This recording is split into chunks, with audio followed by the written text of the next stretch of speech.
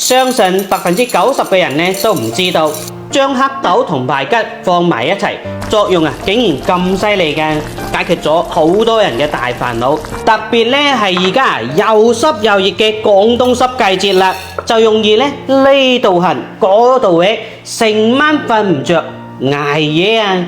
嗱，呢度啲小火山一唔小心就爆發出嚟。咁今日呢個湯就要認真學起身啦。首先我哋將黑豆炒一炒，炒過嘅黑豆效果先至更加好嘅，炒到嗰啲皮開晒花就可以噶啦。然後轉入砂煲入邊，加入7-8成滿嘅清水，扣蓋先煮佢20分鐘。跟住排骨冷水落鑊，放入薑片、料酒，飛一飛水。記得要撇一撇防沫，然後喺鑊入邊咁涮一涮，撈出嚟，轉入砂煲入邊。重點嚟啦，呢啖湯嘅靈魂所在就係呢個熟地黃啦。記得一定要揀呢種9蒸9曬嘅熟地黃啊！咁點樣揀呢個熟地黃先為之好呢？我哋首先要睇佢嘅表面，烏黑有光澤，夠晒潤呢啲先叫靚嘢嚟嘅。而且個頭一定要揀大粒大粒嘅，呢啲正到痹啊！再然之後我哋撕開一下佢，呢個黏性大證明呢啲嘢先至夠足時間嘅。我哋用剪刀將熟地黃剪成一塊塊，咁樣先至更加容易出味啊！如果你喺街市買唔到靚嘅熟地黃可以試試我呢款啊！你睇下呢個熟地黃都係喺深山入邊通過古法精製而成嘅9蒸9曬出嚟嘅靚嘢嚟嘅，而且個頭又夠大個喎，乾淨冇沙。我平常時都會用佢嚟煲個排骨湯啦，煲個烏雞湯啦，煲瘦肉湯啦，都係正到痹啊！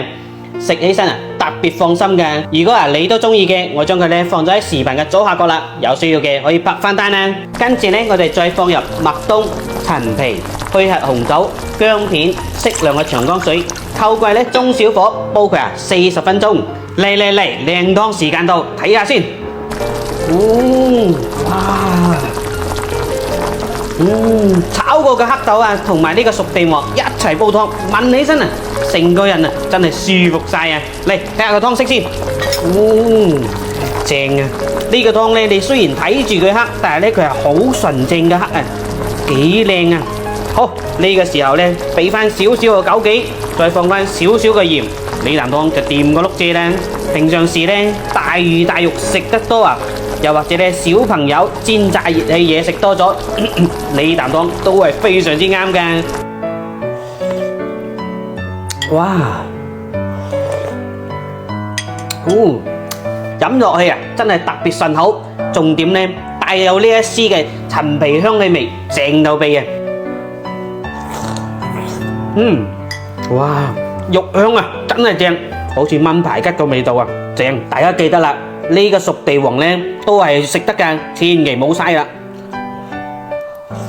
腍滑咁，一啲都唔會苦啊！而家春天濕特別重，記得啦，呢個湯就要盡快啲安排起身啦。關注康哥教你日日煲靚湯。